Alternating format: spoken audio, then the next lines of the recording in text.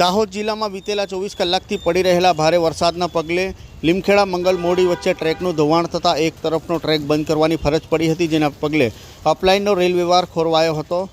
Railway ટ્રેકની patrolling કરનાર team દ્વારા સતર્કતા વાપરી રેલવેના ઉચ્ચ અધિકારીઓને જાણ કરતા રેલવેના આલા અધિકારીઓ તેમજ ટ્રેક મેન્ટેનન્સ કરનાર ટીમ ઘટના સ્થળે દોડી આવ્યા હતા।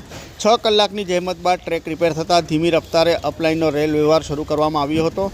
જો કે આ દરમિયાન 17 જેટલી સુપરફાસ્ટ પેસેન્જર ટ્રેનો પ્રભાવિત થતાં તેમના નિયત સમય કરતાં 2 થી 7 કલાક સુધી મોડી સંચાલિત થઈ હતી, જેના કારણે રેલવેના મુસાફરોને હાલાકી ભોગવવાનો વારો આવ્યો હતો।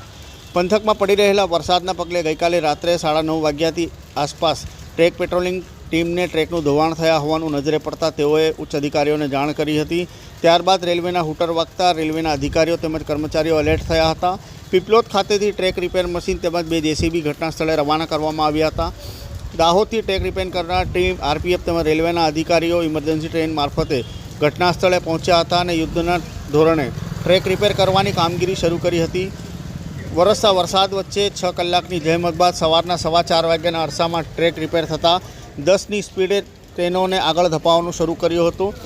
ઉપરોક્ત બનાવના પગલે અહીંયાથી પસાર થતી 17 જેટલી વિવિધ સુપરફાસ્ટ ટ્રેનો અને પેસેન્જર ટ્રેનો નિયત સમય કરતાં 2 થી 7 કલાક સુધી મોડી સંચાલિત કરવામાં આવી હતી।